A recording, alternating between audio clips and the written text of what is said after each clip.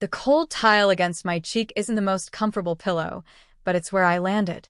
The flimsy plastic bag from the corner store lies beside my head, its single item, a small carton of milk, taunting me. The cashier's eyes. I can still see them. Pity? Contempt? Maybe just tired neutrality, but to me, in that moment, they were everything. Card declined. Not one card. 3. All of them. The primary accounts, the joint savings debit, even the one he called my allowance card, the one he loaded periodically with fun money. All frozen. Blocked. The little machine on the counter had blinked red, a digital siren screaming my failure to the fluorescent-lit aisle. My breath caught somewhere behind my ribs, a sharp, painful knot. I had mumbled something about forgetting my wallet, gathered my meager dignity, and walked out, leaving the milk behind. Now I'm here, on the floor of my own kitchen, the tiles seeping the chill of late autumn into my skin. The refrigerator hums its indifferent song, full of food I can't buy. The pantry is bare except for some ancient pasta and a can of soup from 2019. This is it. This is what it feels like when the floor drops out from under you. Not a slow crumbling, but a sudden, violent collapse. My husband, the man I built a life with for 15 years, had cut the wires. He hadn't just filed for divorce. He had declared war. And his first strike was aimed directly at my ability to breathe, to eat, to exist independently. He knew money was my lifeline, the thing I'd outsourced to him, stupidly, trusting him to manage while I managed our home, our life. And now he'd severed it. This is where I am. This is the beginning of the story I never wanted to live. Let me know where you're watching from and what time it is. And if you haven't already, please subscribe. It helps me more than you know. It wasn't always like this. There was a time when the house wasn't just bricks and mortar. It was filled with laughter, with the comfortable silence of two people who knew each other's rhythms. Mark. He was charming, successful, confident. He handled everything, the bills, the investments, the future planning. He called it taking care of me. And I let him. Why wouldn't I? It felt like partnership. He brought in the substantial income. I created the sanctuary, the stability. My own work, a small business creating bespoke digital illustrations and design for niche clients, felt like a hobby then. Something I did for creative fulfillment, not necessity. He'd pat my head, metaphorically speaking, and say, "That's nice, dear," before heading off to his high-powered world. I didn't mind. I had the freedom to pursue my passion, build a beautiful home, entertain friends. It was a golden cage, but I didn't see the bars. I just saw the gold. The first crack appeared subtly. Little comments.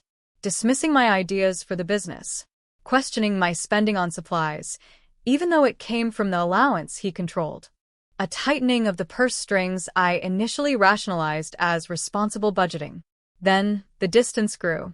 Dinners became silent affairs. His late nights at the office stretched into weekends. The comfortable silence turned into a strained absence of conversation. I told myself it was stress from his job. I tried harder, cooked his favorite meals, suggested weekend getaways. He was polite, distant.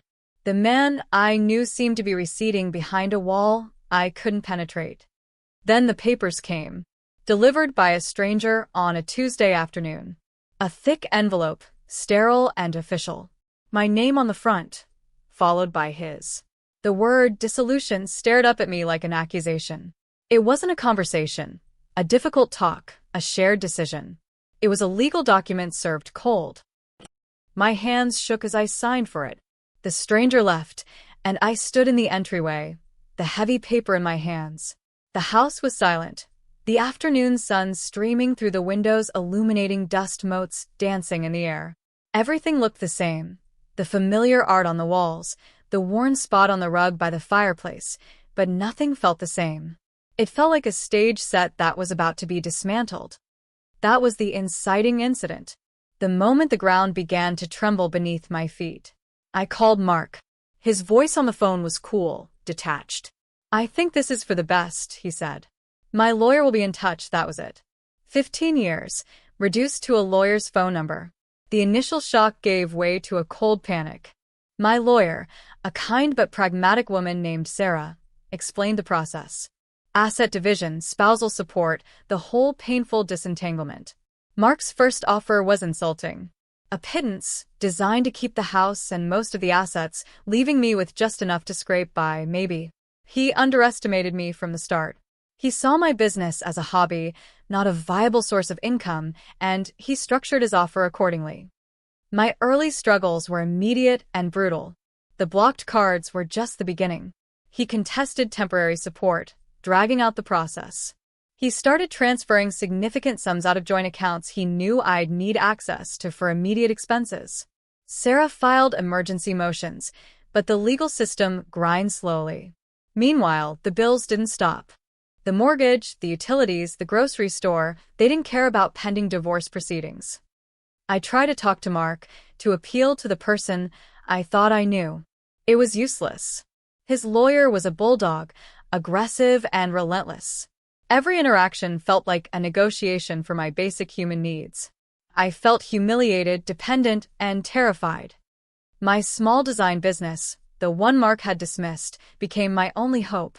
It wasn't much, a few $100s here and there, enough maybe for groceries for a week, but not enough for the lawyer's mounting fees, not enough to survive long term. I doubled down, working late into the night after dealing with legal paperwork and the soul-crushing reality of my situation. I reached out to old contacts, pitched new clients, took on every small project I could find. The pressure was immense. Every day was a tightrope walk. Do I buy gas or groceries? Can I afford that necessary software upgrade for my business? My savings dwindled rapidly. The stress began to take a physical toll. Sleep was elusive. Food tasted like ash. My head ached constantly. I was operating on pure adrenaline and a growing sense of desperate determination. My old clients were loyal, but their projects were small-scale. The kind of work that pays the immediate bills but doesn't build a future. I needed something bigger, something significant. I started targeting larger companies, putting together elaborate proposals, tailoring my portfolio. Most didn't reply. A few sent polite rejections. It felt like shouting into a void. Mark seemed to be everywhere, a constant, invisible pressure. His legal team challenged my business expenses, claiming they were personal luxuries. They demanded detailed financial records, seemingly hoping to find some evidence of frivolous spending or hidden assets. It felt invasive, designed purely to harass and wear me down. I realized his goal wasn't just divorce. It was to cripple me financially, to make me so desperate I'd accept whatever meager settlement he offered. He wanted to win, yes, but he also wanted to break me. His lawyer's letters piled up, each one colder and more demanding than the last. They questioned my fitness to manage assets, hinted at my lack of financial acumen, a cruel irony given his control over everything, and generally painted me as incompetent and irresponsible. It was a calculated attack on my character and my perceived value. And then, buried deep in the rising stack of rejection emails and legal documents, was a reply. From a company I'd pitched months ago, almost on a whim. A global tech firm. I'd sent them a concept for their new branding campaign. A bold, unconventional approach that I thought might appeal to their forward-thinking image, but secretly believed was too much of a long shot to ever land. The email was short, but the words jumped off the screen. Interested. Please schedule a call. My heart leaped into my throat. It wasn't a contract, not even close, but it was a flicker of light in the suffocating darkness. I scheduled the call for the next day, my hands trembling as I typed the confirmation. That call, it was the first real shift. The marketing director liked my concept. They wanted to see more. They were impressed by the creativity, the unique perspective. They asked for a full proposal, a detailed breakdown, a timeline. The project was massive. Far bigger than anything I had ever dreamed of handling. It was terrifying and exhilarating in equal measure. This was the midpoint shift. My focus narrowed. The divorce was still a daily torment, the financial precariousness a constant anxiety, but now I had a new North Star. This potential project. It wasn't just about making money, it was about proving my worth, not just to Mark or his lawyers, but to myself. It was about building something real, something that was mine, something they couldn't take away. I worked like a woman possessed. Every spare moment, every ounce of energy went into that proposal. I researched the company, their market, their competitors. I refined the concepts, created mock-ups, wrote compelling copy. I slept only a few hours a night, fueled by bad coffee and the gnawing fear that this opportunity, too, would slip through my fingers. During this time, the divorce proceedings continued their relentless march. Mark's legal team became more aggressive. They initiated discovery that felt like a strip search of my life, demanding access to everything: my emails, my texts, my meager business accounts. They seemed convinced I was hiding assets or that my business was a sham. The irony was unbearable. I wasn't hiding millions. I was barely scraping together hundreds, pouring every cent back into survival and the faint hope of this one huge project. My financial crisis deepened. I missed a mortgage payment. Sarah warned me about the potential consequences. Mark's lawyers seized on it, using it as further evidence of my supposed financial incompetence. I had to borrow money from a friend, swallowing my pride, feeling the bitter taste of dependency. I remembered Mark saying once, years ago, during a casual conversation about someone else's messy divorce, "Money is power." Never forget that. In the end, it's the only leverage that matters. I dismissed it then, seeing it as his typical cynical view of the world. Now, I understood. He wasn't just going through a divorce. He was executing a strategy. He was using his financial power to corner me, to suffocate me, to force me into submission. The proposal for the tech company was finally ready. It was over 100 pages, filled with detailed concepts, market analysis, and financial projections. It represented months of work, poured out in the late-night hours, fueled by desperation and a desperate need to prove them wrong. I sent it off, hitting the send button with a shaky finger, feeling a profound sense of exhaustion and release. Then came the waiting. Days turned into a week, then two. Every email notification sent a jolt of anxiety through me. Was it them? Or just another legal demand? The silence was deafening. Meanwhile, the legal storm intensified. Mark's final settlement offer arrived. It was worse than the first. Humiliatingly low. It essentially offered me minimal spousal support for a limited time, just enough to get me on my feet, in his estimation, and a tiny fraction of the marital assets.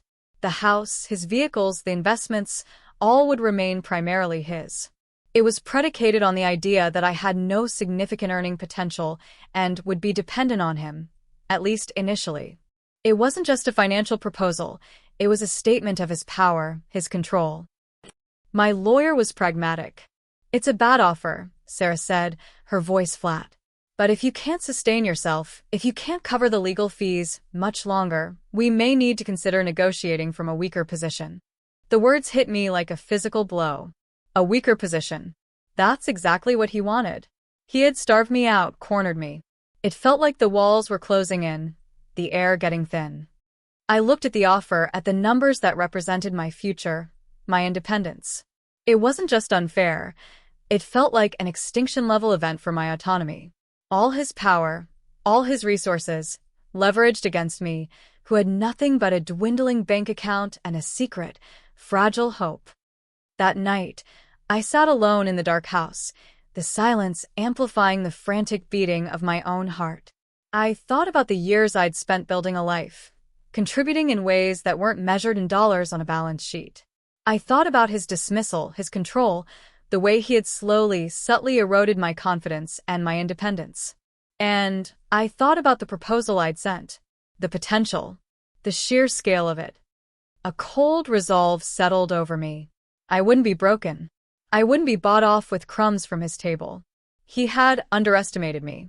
He saw my business as a hobby, my creativity as a sideline. He saw me as someone whose value was derived solely from my connection to him. He was wrong. The tech company project, it wasn't just a potential income stream anymore. It was my weapon, my shield, my declaration of independence. But it was still just potential. It wasn't signed. It wasn't certain. The deadline to respond to his final offer was looming. Sarah needed an answer. The pressure was immense. Accept the miserable terms and maybe survive, albeit diminished, or refuse, gambling everything on a deal that might never materialize, risking complete financial ruin. This was the turning point. I had to make a decision, a final determination that would shape the rest of my life. I thought of his smug face, his cool voice on the phone, the feeling of being erased. I wouldn't let him win. Not like this. I called Sarah the next morning. My voice was steady, firm. We reject the offer, I said. Sarah paused. Okay, what terms do you want to propose? We propose, I said, the words feeling strange and powerful on my tongue, that I keep the house, free and clear, that he assumes all remaining debt on it, that he pays for my legal fees, and that we divide the remaining marital assets equally. There was a long silence on the other end of the line. That's significantly different from his offer, Sarah said carefully. It's essentially asking for everything he wants to keep and more. I know, I said. Do you have a source of income one don't know about? She asked, her voice tinged with hesitant hope. Not yet, I admitted. But I will. Tell them this is our non-negotiable position. Present it as if I have leverage they can't see. It was a bluff. A massive, terrifying bluff. But it was based on a hope so solid it felt like a certainty inside me. I was placing an astronomical bet on myself, on the possibility of that contract. It felt like standing on the edge of a cliff, leaning forward into the wind. Sarah was hesitant, but she trusted me. She sent the counterproposal. The response from Mark's legal team was swift and furious.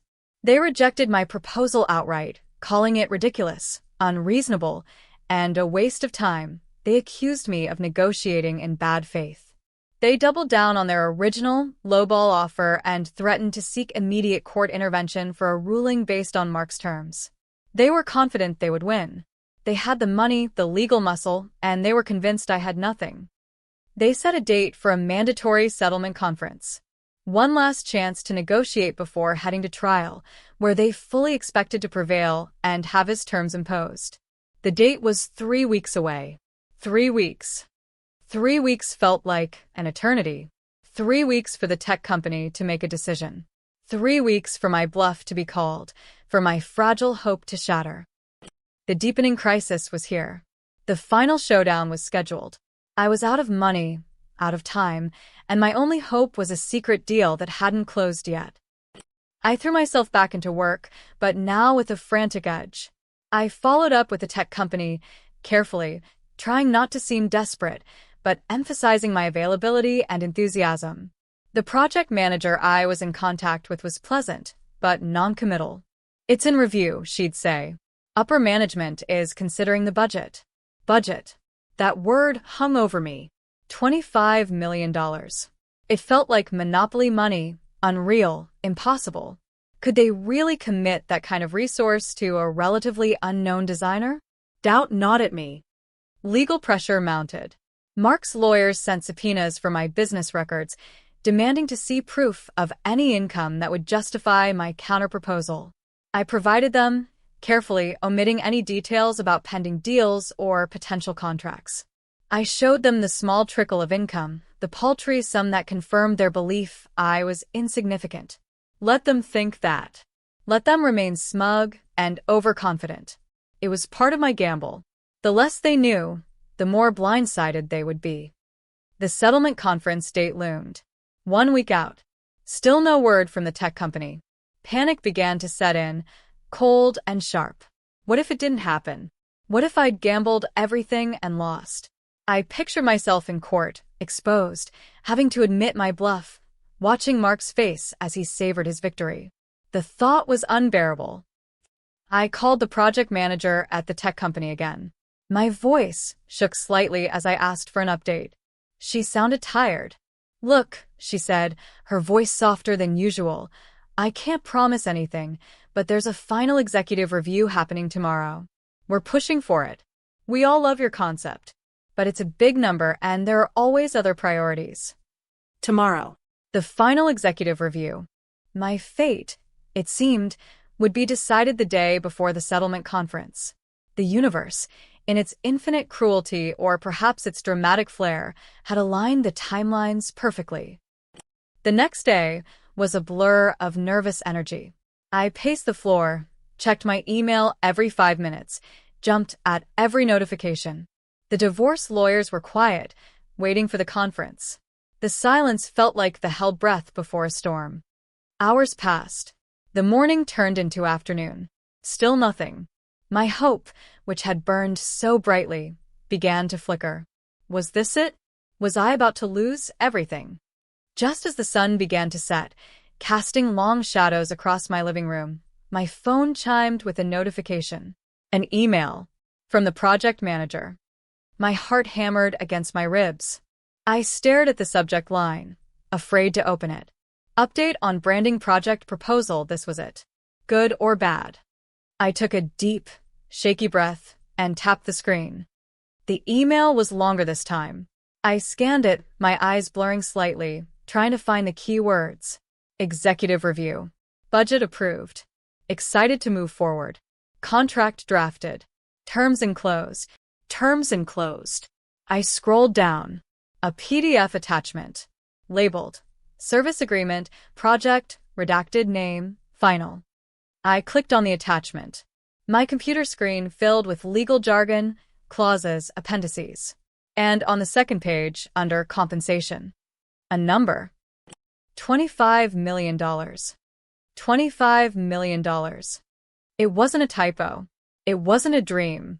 It was real. A legally binding contract, awaiting my signature. My hand started to shake uncontrollably. I stood up, knocking my chair over. It clattered to the floor, but I didn't notice. I walked to the window, looking out at the darkening sky. $25 million. For my hobby, for the work Mark had dismissed, the work his lawyers had tried to discredit. He thought he had cornered me. He thought he had left me with nothing. He thought he could dictate my future because he controlled the money. He had no idea. A cold, sharp wave of something I hadn't felt in a long time washed over me. Not just relief or even joy. It was power. Absolute, undeniable financial power. I looked at the settlement conference scheduled for tomorrow. He would walk in, confident, ready to grind me into dust with his superior resources. He would expect me to be desperate, pliable. He was about to be very, very surprised. This was the climax. The moment the tables didn't just turn, they exploded. The settlement conference room was sterile and quiet, the air thick with unspoken tension. Mark sat across the polished table, his lawyer, the bulldog, beside him. Sarah and I sat opposite. Mark looked confident, almost smug. He offered a polite, cool nod. I met his gaze, keeping my expression neutral, calm. His lawyer started, rehearsing their position, outlining Mark's generous offer, as they saw it, and my unreasonable demands. They presented their evidence of my alleged financial instability, citing the missed mortgage payment, the low business income, the lack of significant assets in my name. They painted a picture of someone incapable of managing their own affairs, someone who needed Mark's continued support on his terms.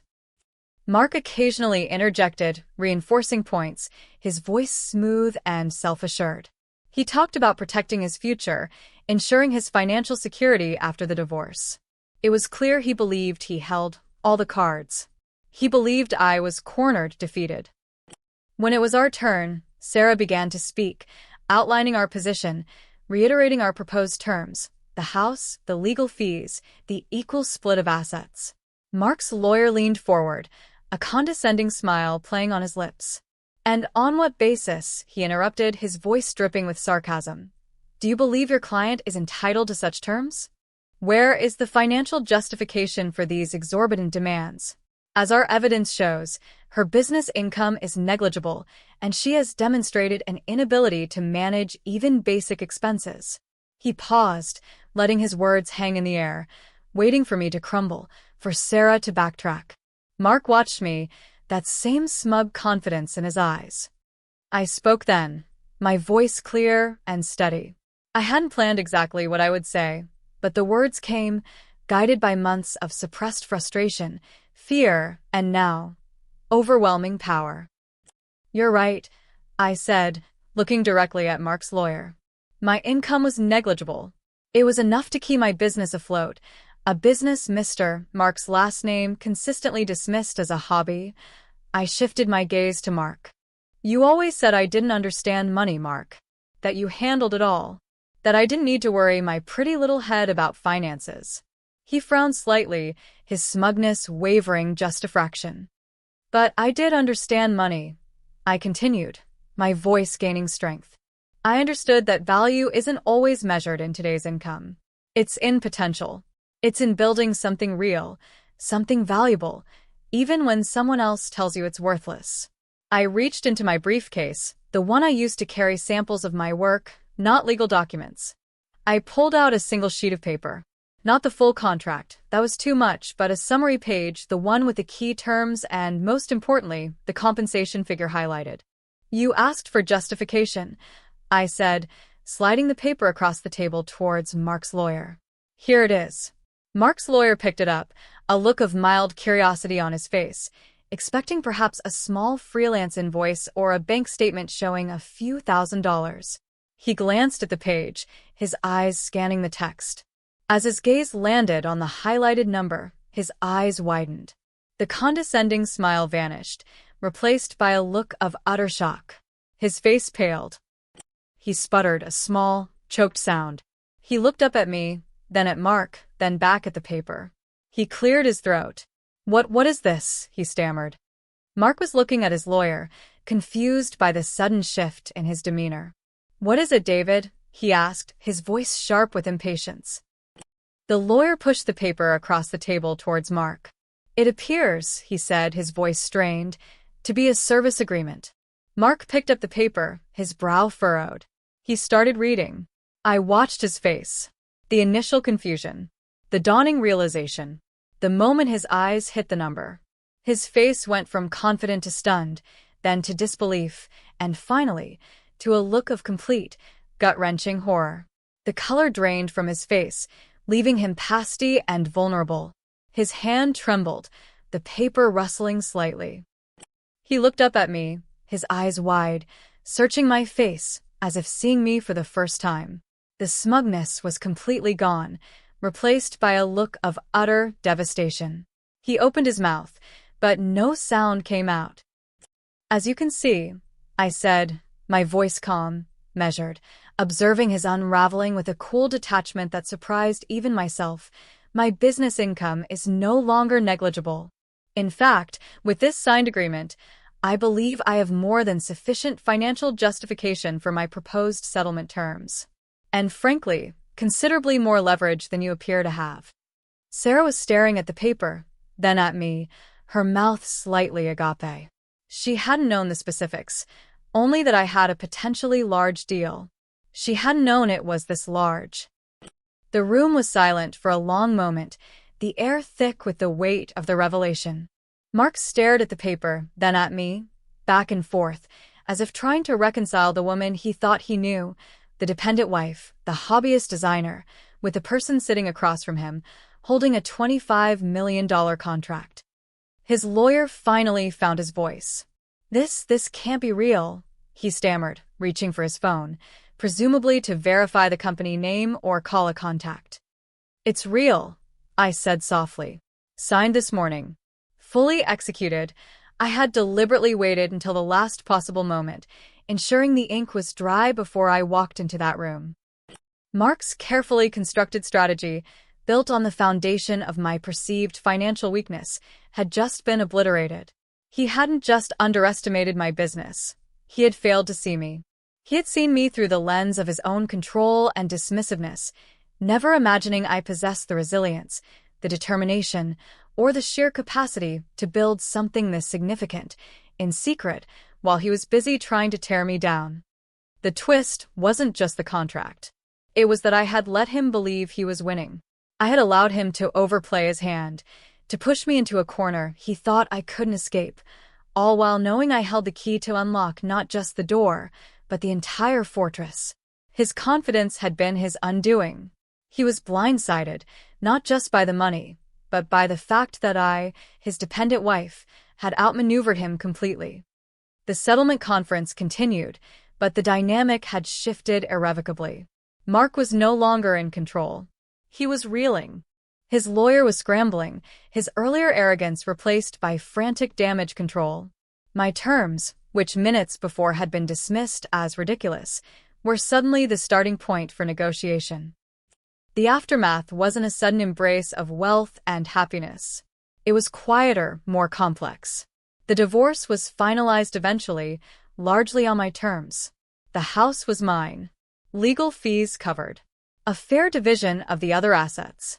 Mark, stripped of his primary leverage and facing the undeniable reality of my financial power, settled quickly. He barely looked at me during the final court appearance. The smugness was gone, replaced by a haunted, defeated look.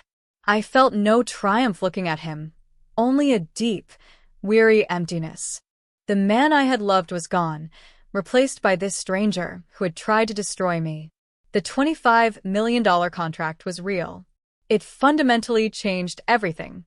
Suddenly, I wasn't just surviving, I was thriving. The initial projects with the tech company were a massive undertaking, demanding, challenging, but incredibly rewarding. I built a team, expanded my business, established myself as a significant player in my field. But the victory felt hollow, in some ways. The money didn't erase the pain, the betrayal, the years of subtle control I hadn't fully recognized until they tried to crush me. It didn't magic away the cold tile I had lain on, or the shame of the declined card. What it did provide, however, was freedom. Absolute, unassailable freedom. Freedom from fear, freedom from dependency, freedom to build a life entirely on my own terms. I learned that my value wasn't tied to a marriage certificate or a joint bank account.